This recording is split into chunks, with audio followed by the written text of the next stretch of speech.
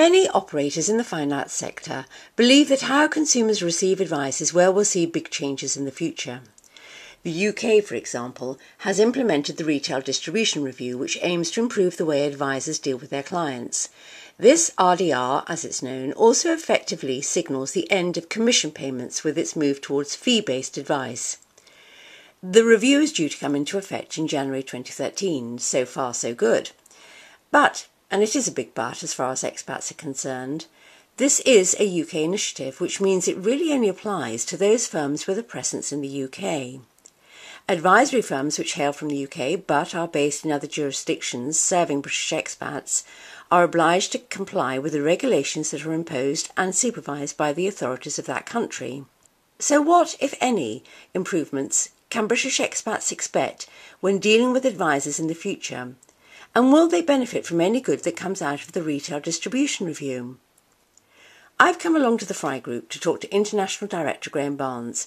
I asked him to explain more about the RDR's geographic reach and to tell us how expat clients are and will be charged by their advisors. The Retail Distribution Review, which you'll hear me refer to as the RDR throughout, ought to be an occasion for rejoicing by consumers, because finally it's separated the advice from the commission. It has in part, but not throughout the industry. Most independent financial advisors, IFAs, will no longer be able to receive commission on the sale of an investment. Instead, they'll have to agree a basis of remuneration with their clients. Sadly, that applies only to IFAs. It will not necessarily apply to some of the bigger providers of financial advice to UK residents, and we're talking mostly about those that offer a vertically integrated advice process, so typically the banks. So it's still going to be possible for the commission to be paid. So everybody in the UK will not necessarily be getting good quality independent advice. The point of your question is, how will it affect expatriates? Well, clearly, those expatriates who are dealt with by a UK-based firm will have a different way of being advised in the future.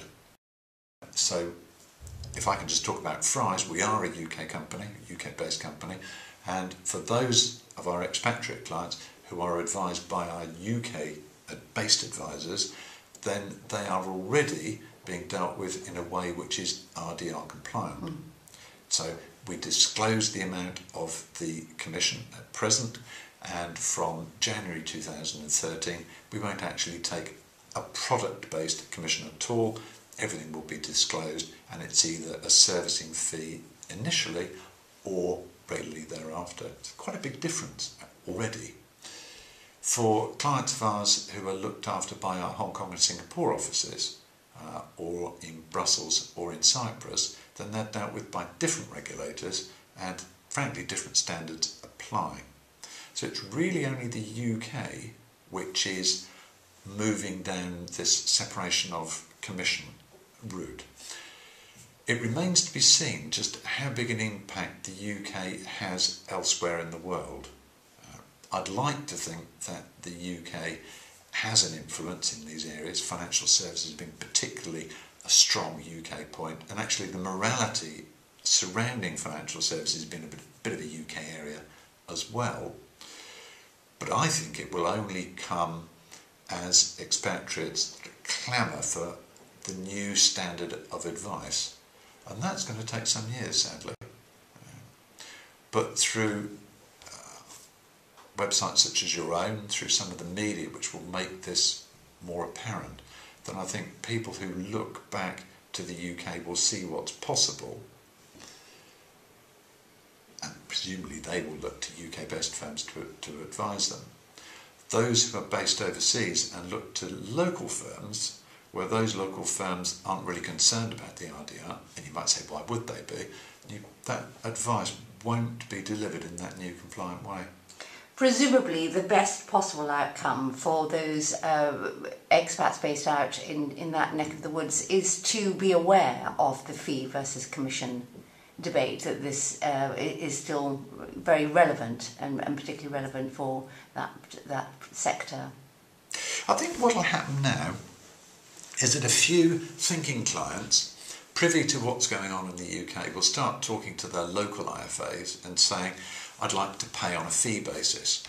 And the local IFA might, if I take a cynical view, reply to the extent, well, why do you want to bother about that? My advice is free anyway. Well, hopefully people will see through that and know that nothing is for nothing. But I doubt that you would find outside an advisor who is governed by the UK's Retail Distribution Review much of an enthusiasm to move involuntarily to a fee basis, simply because when a client comes to you and you say for the first time, I'm proposing to charge you a fee for this service, you do meet a bit of a sales reluctance on the basis of, well, it used to be free, didn't it? Now, clearly advice is going to cost. All too often, especially in bygone days, this sort of advice was ostensibly free. Well, it never was. Luckily nowadays, I think thinking expatriates will see a good financial planner in the same way as they see a solicitor or an accountant. They charge by the time that they put into the work, and so financial planners are now beginning to be paid. So if you can find a financial planner who will work for you on that basis, that is probably the best point to aim for. When it comes to charges on products, then again be warned. So many firms will say, well, there's no charge for this product. That, I promise you, is nonsense. You can usually find out the charges by looking at the prospectus or the offer document if it's given to you. Often firms will charge an initial commission. These days, probably ought not to be paying more than 3% commission.